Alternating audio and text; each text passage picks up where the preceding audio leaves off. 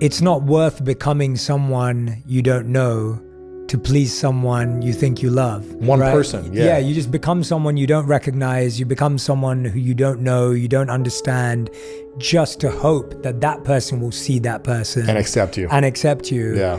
And it's exhausting. It's exhausting. Yeah, you're always performing, you're playing a role. You're giving in, you're abandoning yourself. Yeah. It's mentally, emotionally, physically draining. But what I love about all of that results in you being able to be creative. Like you start removing all those blocks internally.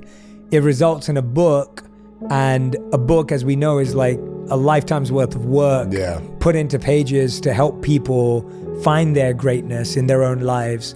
And I wanted to start with, I definitely want to dive into certain elements of the book, because I think what you do in this book so well is you remove blocks for people. Like I think the way you were just describing you having blocks in intimacy and relationships, I think we know this, and my community feels this, and I felt this in my life.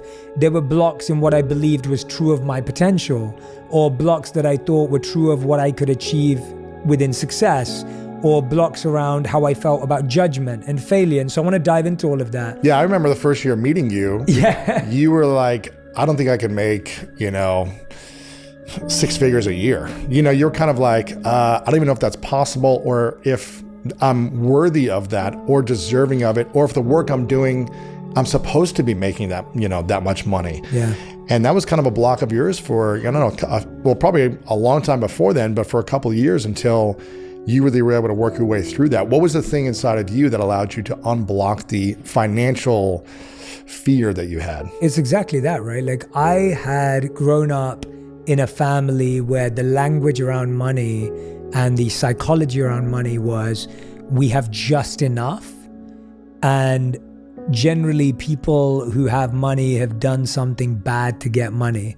So it's been like negative ways, or like manipulative ways, or they must have done something shady in order to have wealth. Yeah. And so people who are good don't have access to that kind of wealth because they're not shady people.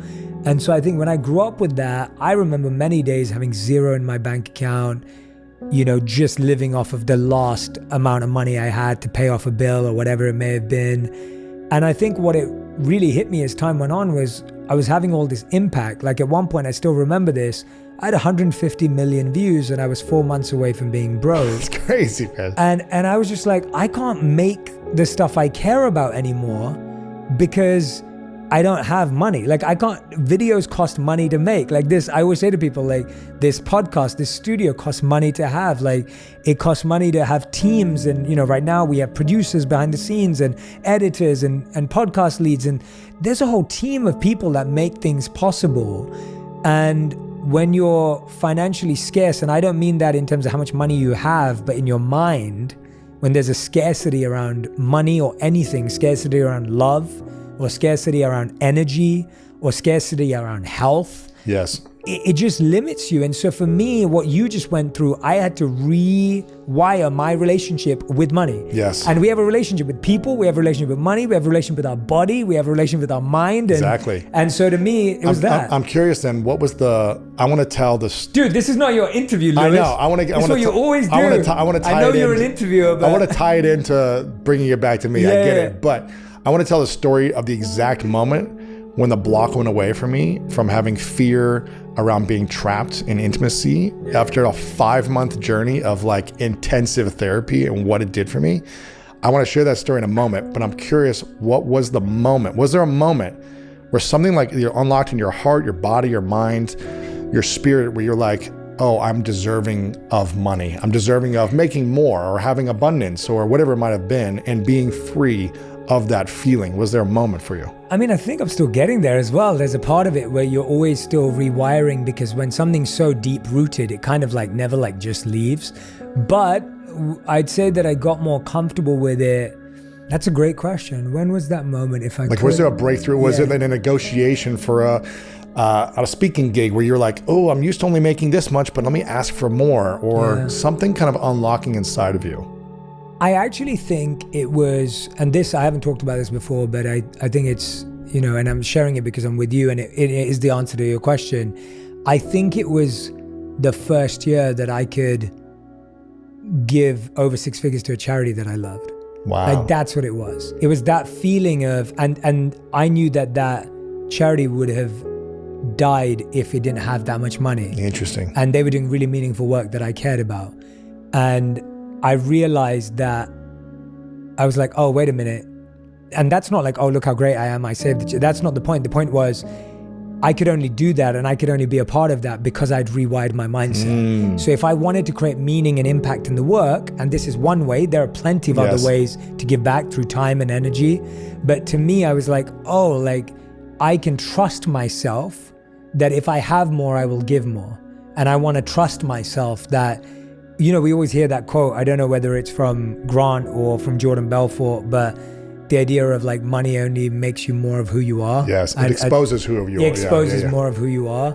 And that idea that you're only going to become more, it's going to put a spotlight. We were just talking about that yesterday, like the idea that you don't change.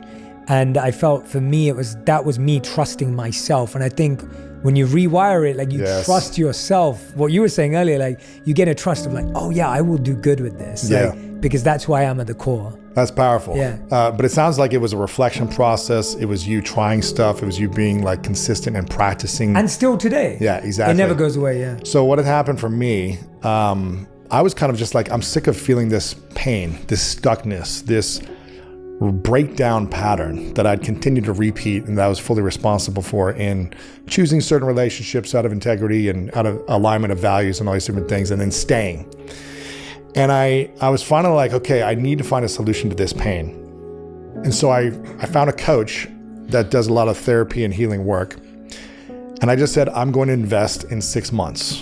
I'm going to pay in advance and I'm going to commit to my intention of finding the solution. And I'm going to do the work. And I think that's step one, is being like clear of your intention that you want to find a solution to whatever's causing you any type of pain or stuckness in any area of your life.